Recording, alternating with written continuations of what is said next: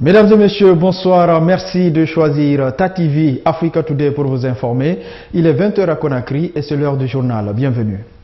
Le réseau des femmes de Guinée pour le développement a lancé ses activités de soutien au président de la République ce samedi au Palais du Peuple. Le REF Guide entend désormais accompagner le professeur Alpha Condé dans l'exécution de son programme de société. Mamadou Alphaba, reportage. Le réseau des femmes de Guinée pour le développement a pour objectif principal la promotion de l'autonomisation de la gente féminine et la paix dans le pays. Ces femmes du REF Guide pratiquent la saponification, la teinture, l'agriculture, le reboisement et le commerce.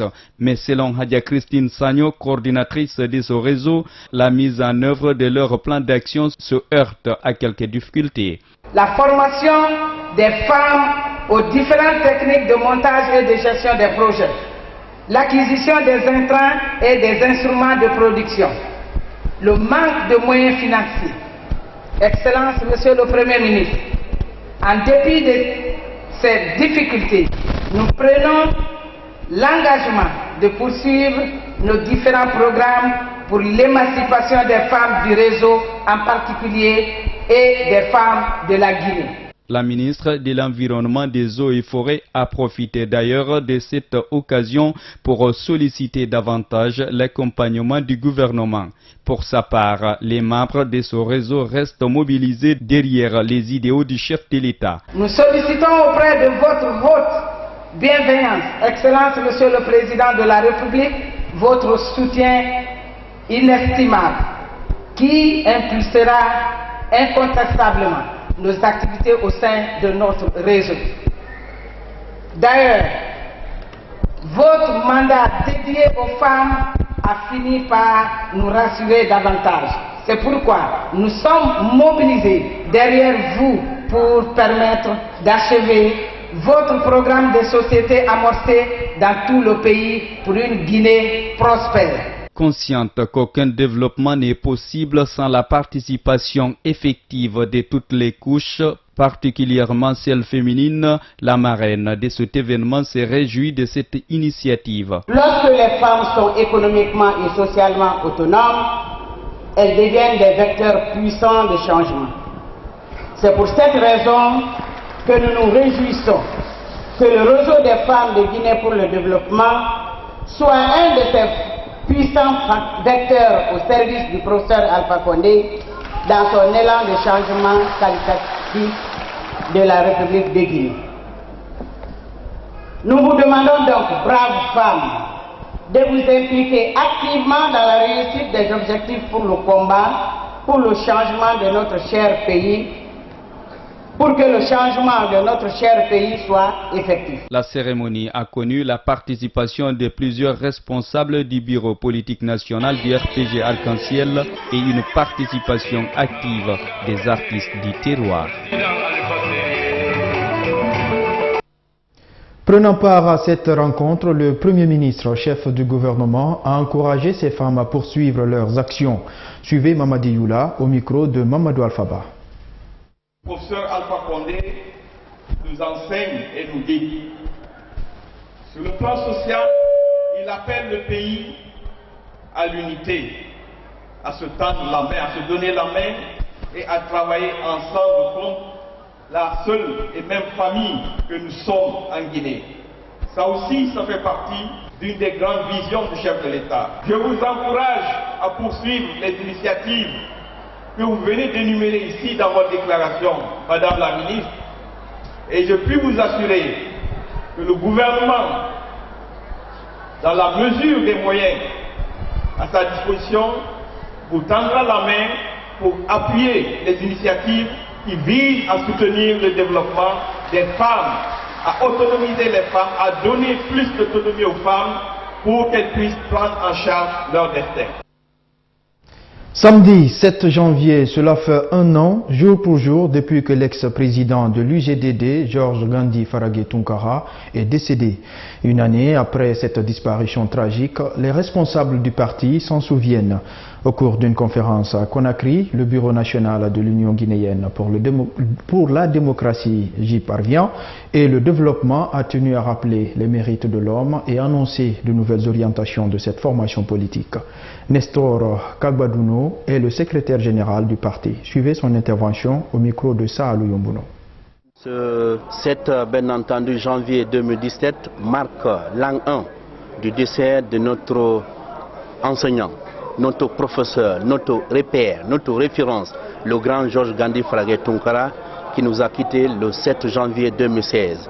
Et donc l'IGDD, avec ses instances décisionnelles à la base jusqu'au sommet, donc au bureau politique national, a pensé qu'il était important en ces jours spéciaux pour pouvoir rappeler un peu les grandes leçons politiques, les grandes lignes politiques que Gandhi a voulu bien entendu donner à l'UGDD et l'ensemble des citoyens guinéens. Donc sur ce, il fallait comprendre que Gandhi avait pour préoccupation comment bien entendu moraliser la politique guinéenne. Le politique, c'est celui qui est à l'écoute de ses citoyens. Le politique, c'est celui qui défend ses citoyens. Le politique, c'est celui qui sert d'abord avant de se servir. Gandhi a donné un autre enseignement fort pour dire que la politique ne se fait pas avec la violence. Nous avons dit que la seule façon d'honorer la mémoire de M. Gandhi, la seule façon de l'immortaliser, c'est faire en sorte que nous pérennisions aujourd'hui ces grands enseignements politiques que la Guinée a besoin. Santé à présent dans cette édition, on parle de diabète, une maladie non transmissible mais qui continue d'endeuiller des familles en Guinée.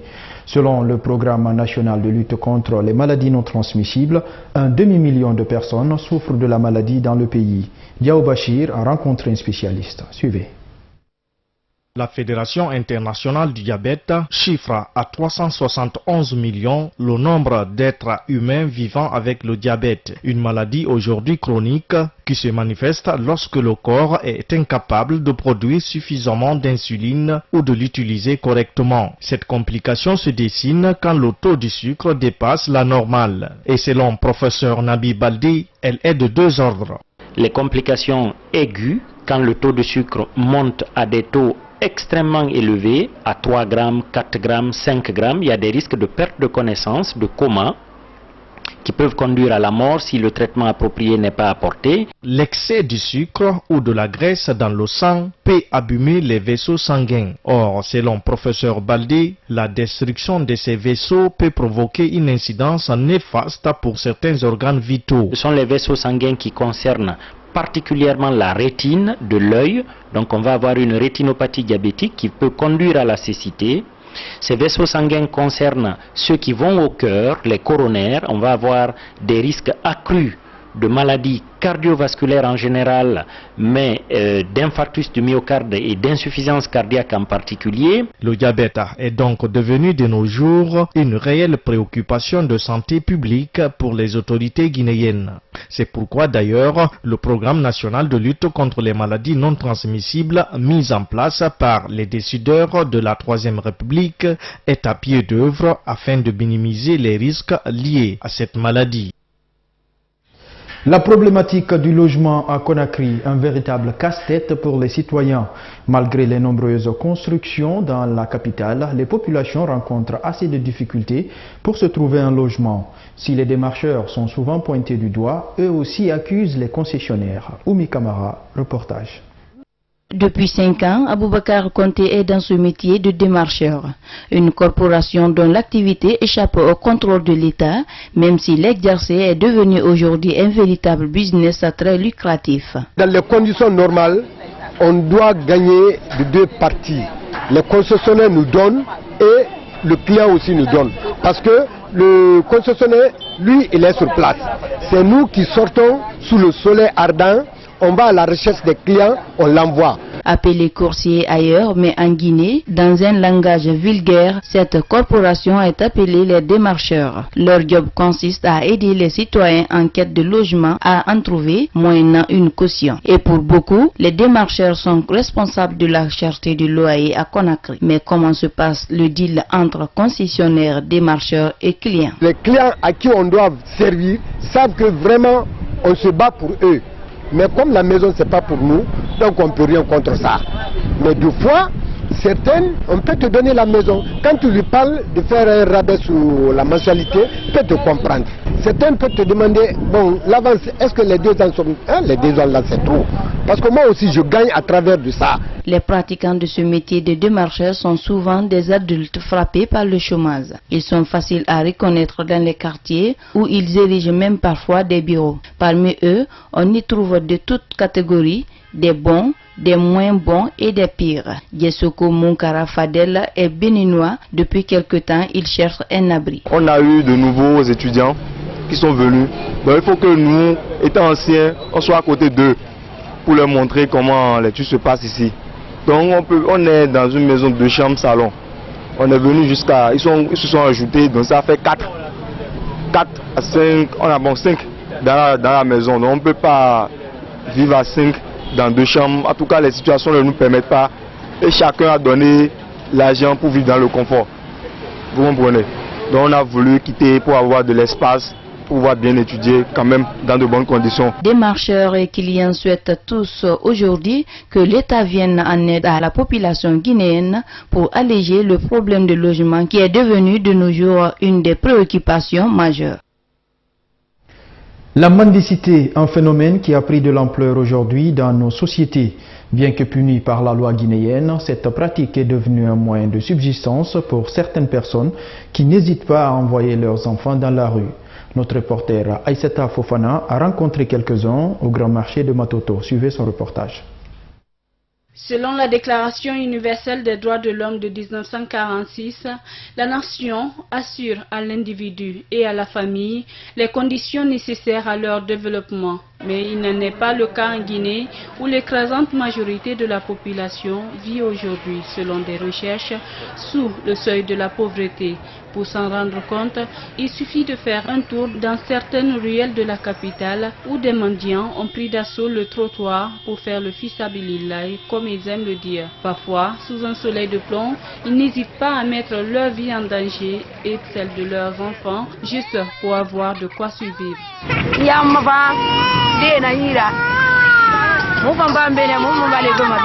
Ma vue n'est pas bonne et j'ai des enfants. C'est ici que nous venons pour chercher de quoi vivre. Il y a certains parmi nous dont leur mari ne travaille pas. Moi, je suis une veuve et handicapée en plus. Donc, je dois faire face au loyer et à la scolarité de mes enfants. À Matoto, par exemple, ils sont nombreux à s'installer aux abords des routes sous le regard des passants qui parfois restent indifférents à leurs appels. Dans ce petit groupe, on y trouve des enfants, albinos pour la plupart.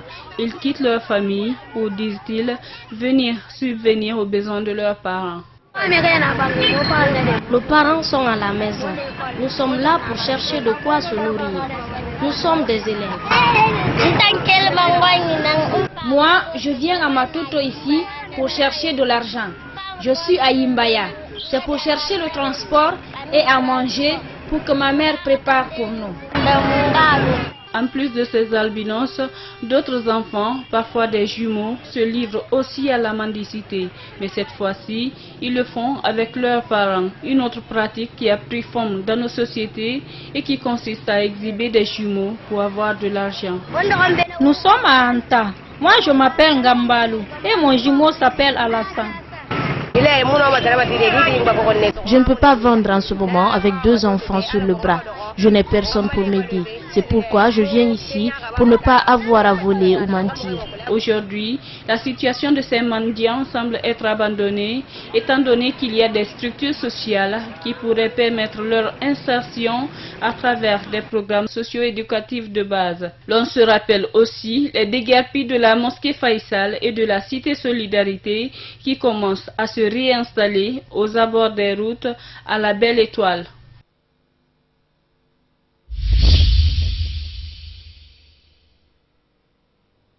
Page Afrique de cette édition, mutinerie des militaires en Côte d'Ivoire. Selon une source diplomatique, des militaires ont pris d'assaut le siège du ministère de la Défense à Abidjan.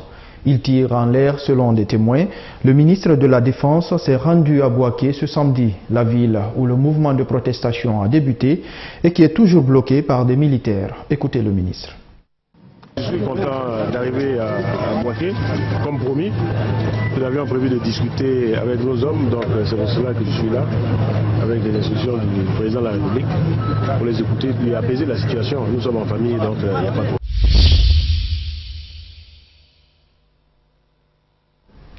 Il y a exactement 2 ans, la rédaction du journal Charlie Hebdo était décimée, massacrée en pleine conférence de rédaction. Un homme d'entretien et 2 policiers se trouvaient sur le chemin des tueurs.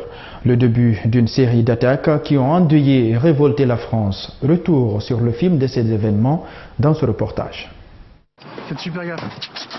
Des journalistes se réfugient sur le toit de l'immeuble qui abrite la rédaction de Charlie Hebdo. Il est aux alentours de 11h30 ce matin du 7 janvier 2015. Chérif et Saïd Kouachi, 2 frères anciens délinquants ayant prêté allégeance à Al-Qaïda, viennent de faire irruption dans les locaux du journal. Cagoulés, armés de fusils d'assaut et de kalachnikov, ils pénètrent dans le hall de l'immeuble et demandent à 2 agents de maintenance où se trouve la rédaction de Charlie Hebdo avant d'abattre l'un d'entre eux. Les journalistes sont en pleine conférence de rédaction lorsque les terroristes font irruption dans les locaux. En quelques minutes, 38 balles sont tirées, 11 personnes tuées et 4 autres grièvement blessées. Les 2 frères quittent les lieux à bord d'un véhicule. Dans leur fuite, ils abattent froidement un policier. S'ensuit une traque qui va durer 48 heures et tenir le pays en haleine. La fusillade de Charlie Hebdo marque le début de 3 jours de terreur qui se termineront par la mort de 4 personnes retenues en otage dans le magasin Hyper Cacher avant que l'assaut ne soit lancé par les forces du raid. Un attentat particulièrement meurtrier a visé la ville d'Azaz en Syrie, ville située près de la frontière turque. Au moins 43 personnes, en majorité des civils, ont été tuées dans l'explosion d'un camion piégé dans un marché. Suivez. Panique et confusion à Azaz dans le nord de la Syrie. Une scène apocalyptique tournée à peine quelques secondes après une explosion. La déflagration a provoqué la chute de nombreux immeubles. Des projectiles se transforment en armes mortelles contre les passants qui tentent encore d'échapper au pire, comme cet homme pris par les flammes. La cible de cette violente attaque, le palais de justice de cette localité, près de la frontière turque. L'explosion a eu lieu à quelques mètres de l'entrée du tribunal. On voit la fumée qui continue de s'élever, les cadavres des civils sur le sol. Ce crime ne peut avoir été commis que par l'organisation terroriste État islamique qui vise les civils. Une voiture piégée a ciblé le centre-ville. Il n'y avait à cet endroit que des civils. Les victimes sont en grande majorité des civils. Selon l'Observatoire syrien des droits de l'homme, c'est un camion citerne qui a explosé, ce qui explique l'ampleur des dégâts. La déflagration a été entendue jusqu'à la ville de Kilis, située en territoire turc de l'autre côté de la frontière. Son hôpital a accueilli de nombreux blessés. Azaz est une des places fortes de l'armée syrienne libre, une alliance de rebelles modérés soutenue par la Turquie qui combat aux côtés de ses troupes contre les djihadistes du groupe État islamique dans la région frontalière. C'est la fin de ce journal. Merci à vous de l'avoir suivi et passez un excellent week-end en compagnie de nos programmes. Bonsoir.